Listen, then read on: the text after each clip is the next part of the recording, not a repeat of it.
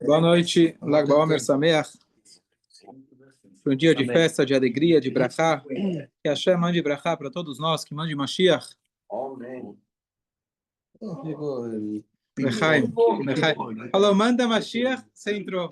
Falei que Deus mande Mashiach, você entrou. Tá vendo? Uma versão meio diferente, mas sabia? Eu vou continuar um estudo aprofundado que a gente começou hoje de manhã. A gente pegou um discurso de Hassidut a respeito do dia de hoje de uma maneira mais aprofundada. Então, vou recapitular o que a gente falou de manhã para a gente poder continuar. Tá acordado? Tá bom.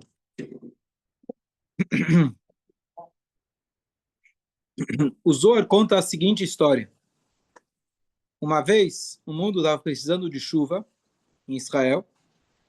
E aí, os alunos do Rabbi Shimon Bar Yochai pediram para ele, Rebbe, faz alguma coisa.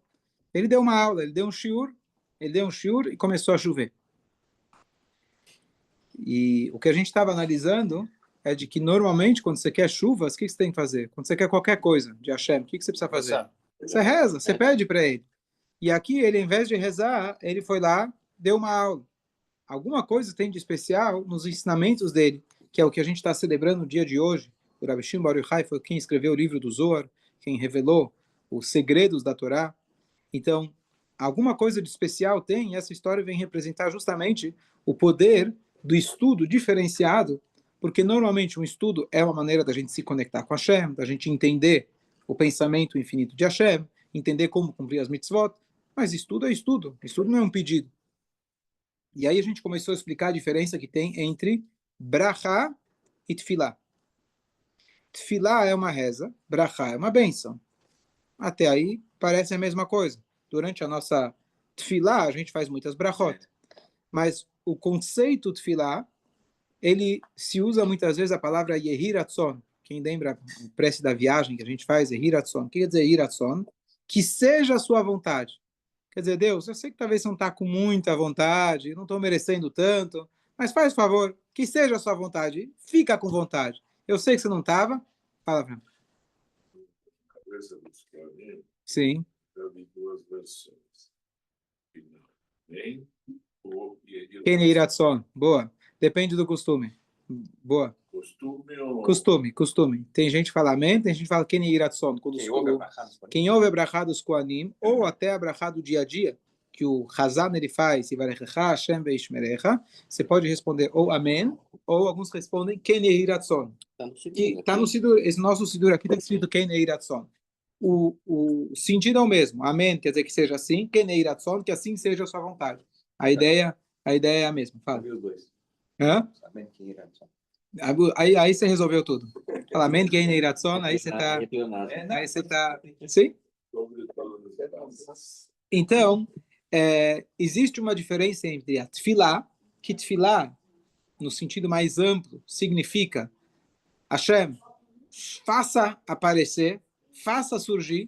Então, mesmo que esteja escrito aí que fulano, Deus nos livre, vai acontecer uma coisa ruim, e aí, Iratson, muda de ideia, faz um favor e resolve. Brachá. Eu estava esperando.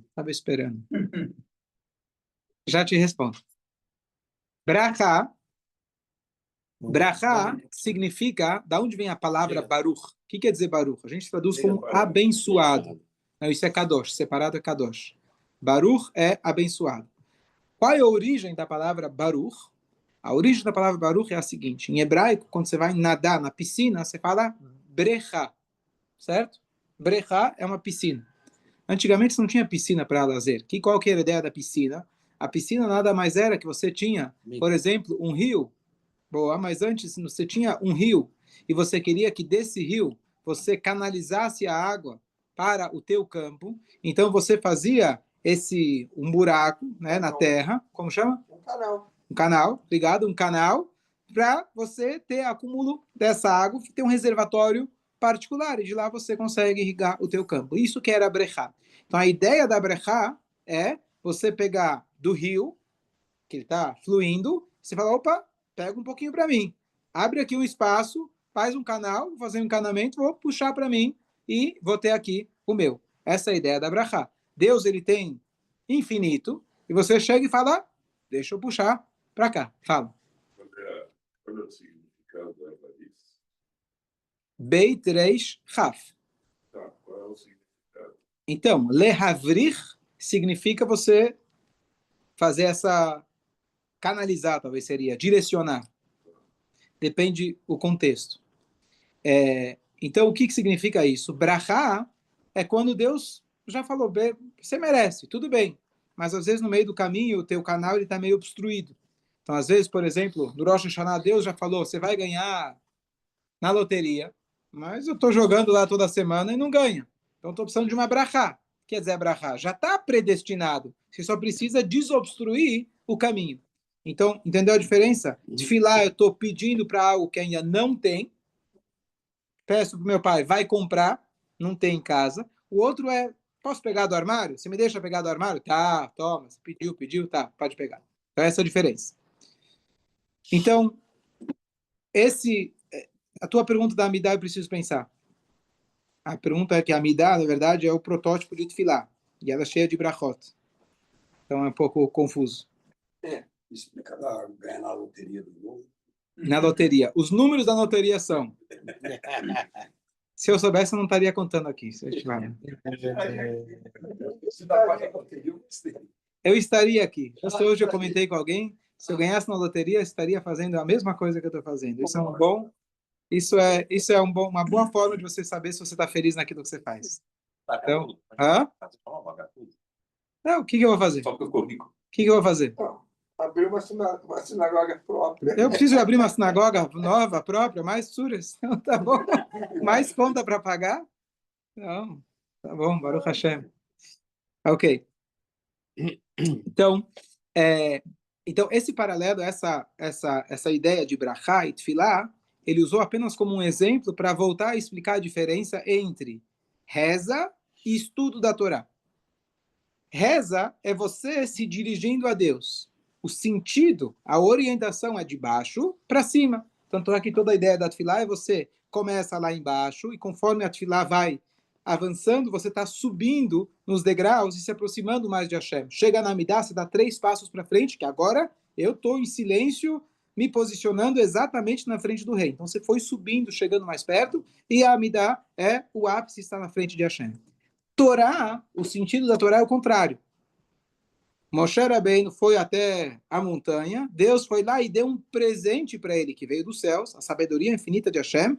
Ele foi lá, escreveu aquilo, traduziu aquilo numa linguagem que nós, aqui, seres humanos tão limitados, a gente tem o acesso de conhecer algo que vem de outro mundo. Então, a Torá é um presente que vem de cima para baixo. Aqui, tá claro? Carlos? Posso fazer perguntas? O número da loteria, você já sabe. Tá. Então, quando a gente quer, normalmente, pedir uma coisa para Hashem, o que a gente faz?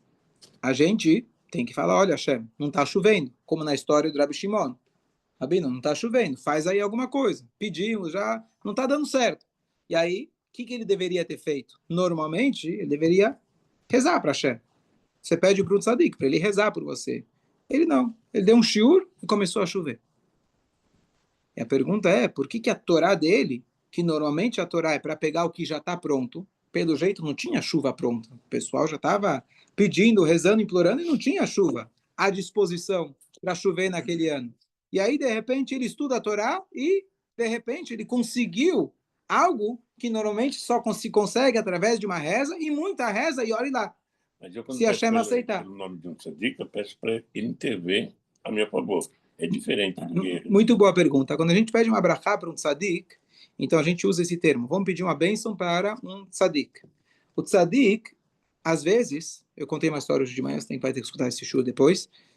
Contei uma história, uns 10, 15 minutos a história, a respeito disso, que qual que é a força do tzadik. Mas o tzadik, ele enxerga, ele vê lá o teu mazal, tua alma, chama como você quiser, e ele, às vezes, ele te dá a brachá, às vezes ele não te dá. Tem muitas histórias de pessoas que foram lá pedir para o tzadik, a própria história com o Rabi Shimon Bar Yochai, posso contar em seguida, que ele não deu a brachá. Por muito tempo ele não deu a brachá. Por que não deu a brachá? O que não adianta se pedir dinheiro para quem não tem.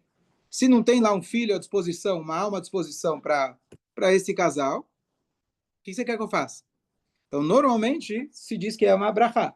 Mas o tzadik também tem a força, como nós temos a força, de pedir para Hashem falar, olha, é verdade, não tem lá no script, mas você consegue dar um jeito, vai.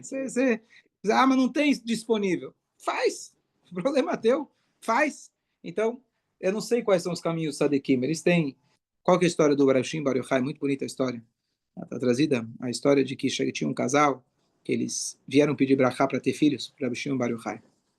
E ele nunca deu a brachá para eles. Pediram. Hoje. Essa é a clássica. Meu irmão, você escuta, né? Só para saber. Ele também contou. Mas combinado. Então, então eles não deram, eles não receberam a brachá por muitos anos.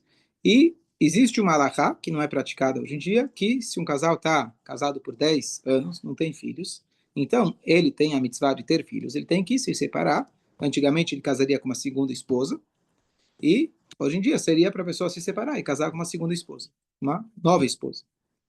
Então eles, passou 10 anos, eles vieram falar com o rabino, e aí, o que a gente faz? A gente vai se separar. Ele falou, tá bom, podem se separar, mas eu quero que vocês façam uma festa. Tem gente que faz festa quando separa, mas não era esse tipo de... Não era esse tipo de festa. Tá levantando a mão, todo mundo levantou a mão aqui, o que está acontecendo? Mas hoje virou moda fazer festa na separação. Na separação? Bom, vai ver que se inspiraram na história do Rabi Shimon, né? Deve ser por isso. E aí, eles falaram, aliás... Nem um filho igual, nem todas as festas que acontecem aqui não acontecem esse filho. Bom, sem chance.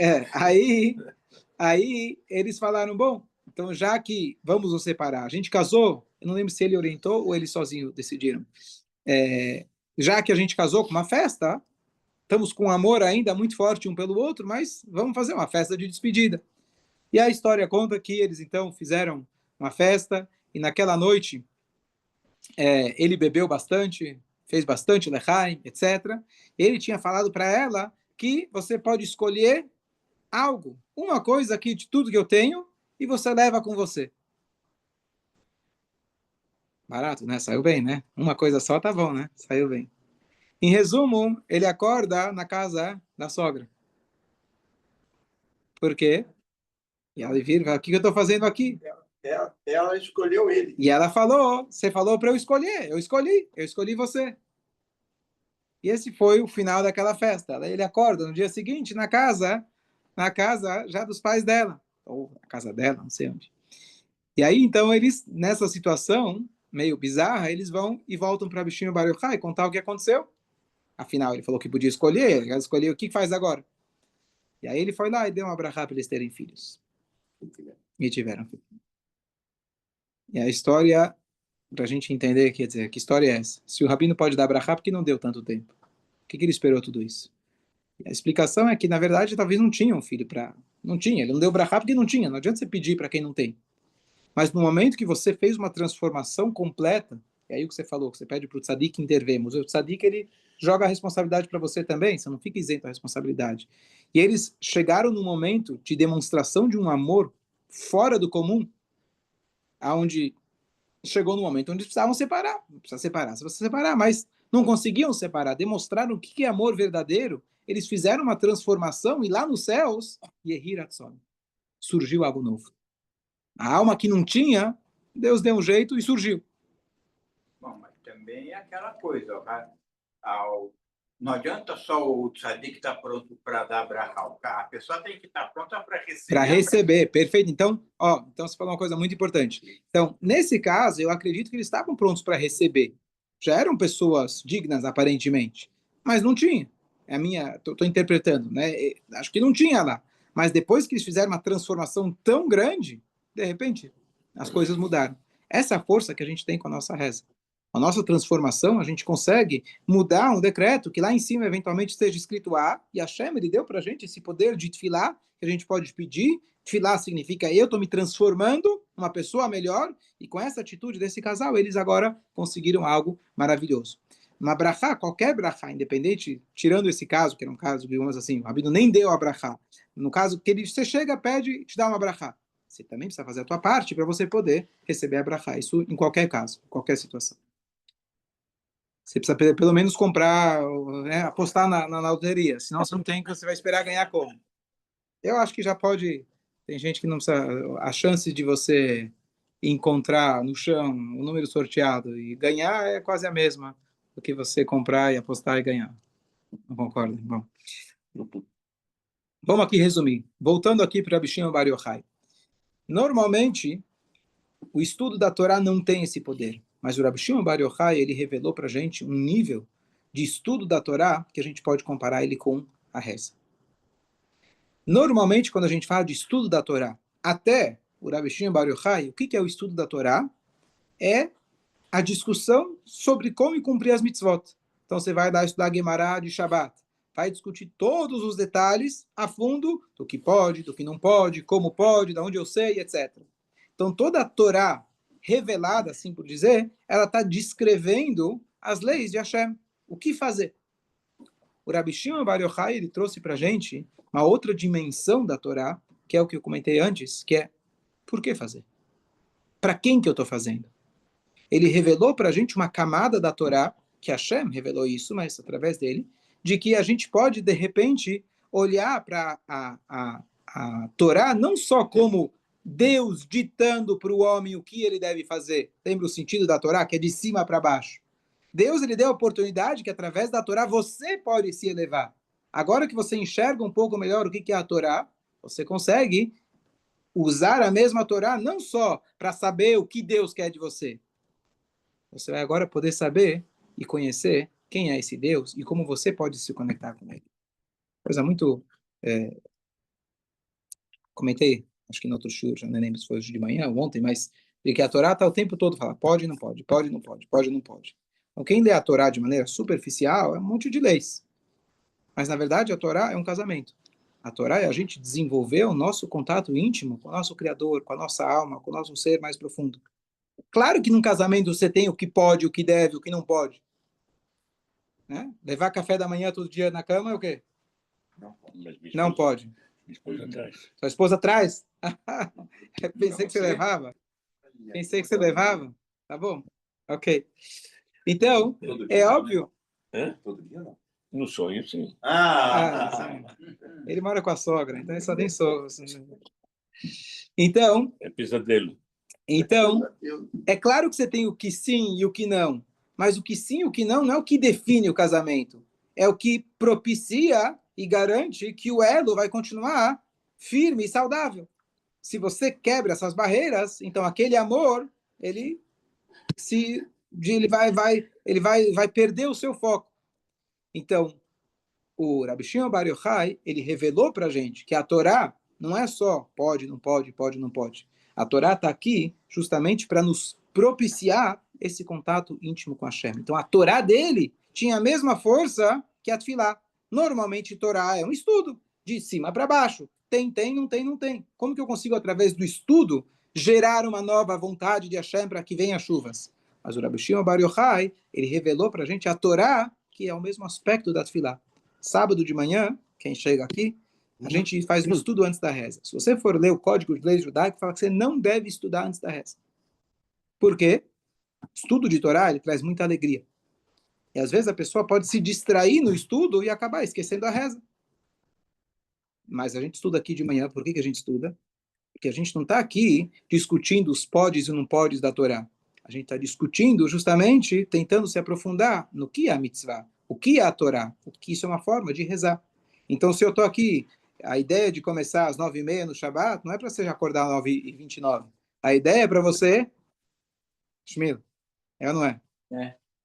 A ideia é para você chegar aqui às 8h30, tá certo?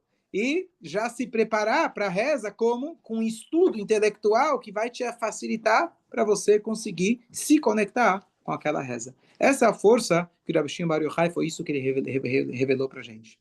É uma coisa muito curiosa. Ele revelou com o Zohar. Através do ensinamento do Zohar, que é a parte profunda da Torá, Moshe Rabbeinu deu para a gente o que fazer. O Rabbi Shimon, ele falou para a gente quem é que está mandando você fazer. Mas através o ensinamento já tinha, quer dizer, a ideia de Kabbalah, quer dizer, isso já tinha desde Adam Arishon, ele tinha o Sefer Yetzirah, Deus deu para ele o Sefer Yetzirah. Então, o conhecimento da Kabbalah, ele já existia. O Rabbi Shimon Bar Yochai, ele trouxe a Kabbalah de uma maneira mais, digamos assim, escreveu o Zohar, aquilo se tornou uma coleção de livros, que posteriormente foi revelada, posteriormente foi mais explicada pelo Arizal, dos cabalistas da época, posteriormente através dos mestres da Hassidut. Mas tudo isso é a parte oculta da Torá, que hoje, traduzida numa linguagem que a gente possa ter acesso, é para a gente conseguir ter aramaico. Eu tenho uma coleção de livros do Zohar, não aprendi nada. Só vou concluir, para a gente, só um exemplo, que eu falei outro dia, muito bonito, sobre essa... Eu não estou falando teoria, vou dar um exemplo prático da diferença da Torá revelada para a Torá oculta. Tá? Então eu vou, 5 minutos, explicar para vocês uma lei da Torá, uma lei de como a gente deve rezar. Então, Marcelo me pergunta várias vezes, quando ele vai viajar, ele fala, qual é o horário mínimo para eu conseguir rezar de manhã? É ou não é? Sim. Então você tem, na manhã, você tem 2 momentos do sol. O primeiro momento se chama aurora. Você olha para o horizonte, não em São Paulo, e você vê que já está claro, mas não tem nenhum raio do sol. O segundo horário, uns 40 minutos depois, eu acho, 50 minutos depois, é o raiar do sol, o nascer do sol. Você pode olhar no jornal, você olha no Google, qual é a hora vai nascer o sol? E você tem o horário da aurora. A aurora é o horário mínimo dos mínimos para você rezar em último caso. Se você tinha uma emergência, digamos assim, você vai rezar a partir desse horário. Mas não é o correto. O correto é você começar a amidar, por exemplo, na hora do nascer do sol. Você já fez isso várias vezes. Que hora você pode colocar o tefilim? Hoje em dia é 6 horas. É um horário intermediário entre esses dois. E esse horário, a gente não tem como usar a referência do sol, que é um horário entre os dois. Como chama esse horário, lembra, Marcel? Mishei Yakir. O que é Mishei Yakir?